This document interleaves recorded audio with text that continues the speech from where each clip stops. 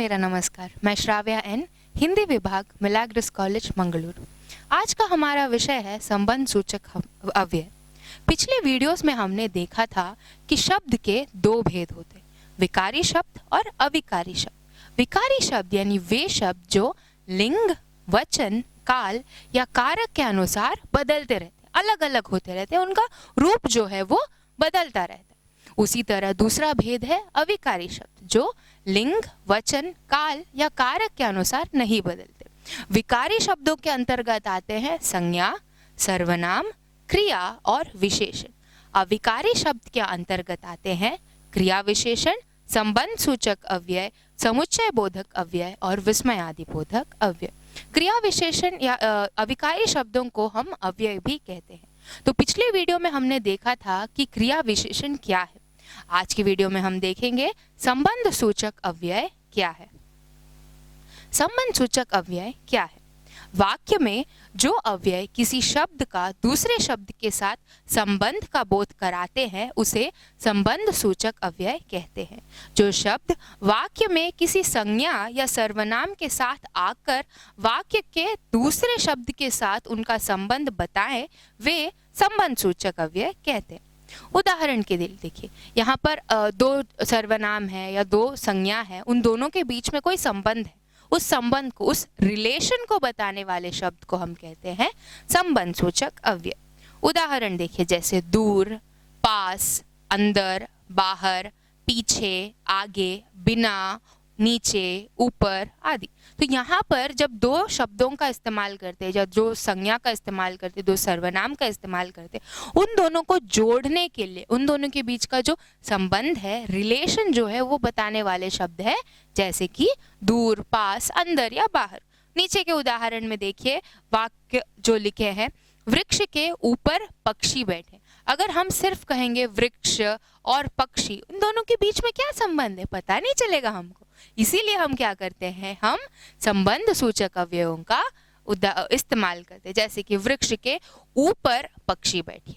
दूसरा उदाहरण देखिए, धन के बिना कोई काम नहीं होता, यानी यहाँ पर हमें पैसे चाहिए कुछ भी काम करने के लिए। तो धन और काम, इन दोनों को जोड़ने वाला शब्द है यहाँ पर बिना।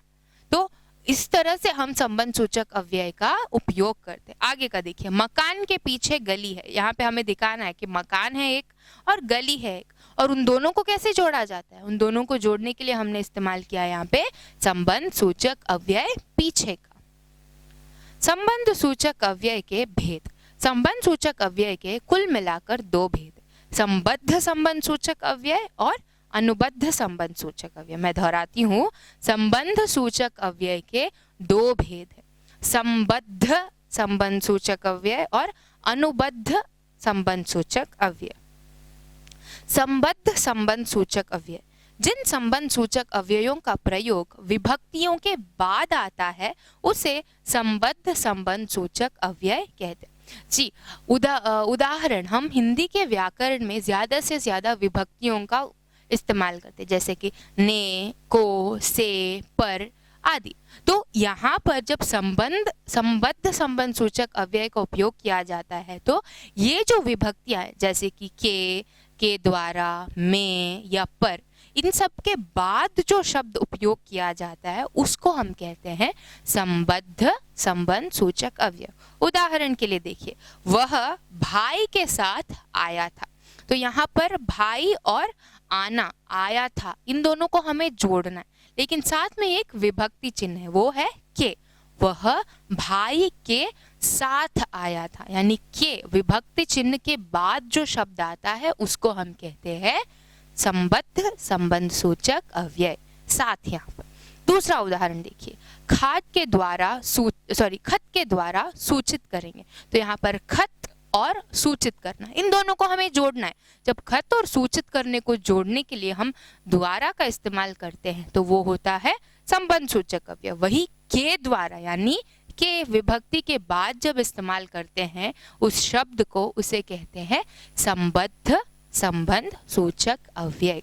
यानी यहाँ पर सिंपल सी बातों में कहेंगे तो विभक्तियों के बाद जिन अविकारी शब्दों का या जिन संबंध सूचक शब्दों का इस्तेमाल किया जाता है उसको हम कहते हैं संबद्ध संबंध सूचक अव्यय। दूसरा, अनुबद्ध संबंध सूचक अव्यय। जिन संबंध सूचक अव्ययों का प्रयोग विभक्तियों के बाद नहीं होता उसे अनुबद्ध संबंध सूचक अव्यय। ये तो बिल्कुल ही ऑपोजिट है उसका, संबद्ध यानी विभक्तियों के बाद में, और ये जो है ये यहाँ पर इन वाक्यों में हम विभक्तियों को नहीं देखते, तो विभक्तियों के बिना या विभक्तियों के बिना ही जब इस्तेमाल करते हैं उसको हम कहते हैं अनुबद्ध संबंध सूचक अव्यय। उदाहरण देखिए, वह भाई सहित आया था। हमने पिछले उदाहरण में देखा था वह भाई के साथ आया था, के विभक्ति के बाद साथ का उपयोग करते, लेकिन यहाँ पर के भी नजर नहीं आता और साथ भी नजर नहीं आता, लेकिन उनके जगह पर यहाँ पर हमने सहित शब्द का उपयोग किया है। जब हम सहित शब्द का उपयोग करते हैं तो वो है अनुबद्ध संबंध सूचक अव्यय। दूसरा उदाहरण देखिए, पत्र द्वारा सूचित करेंगे।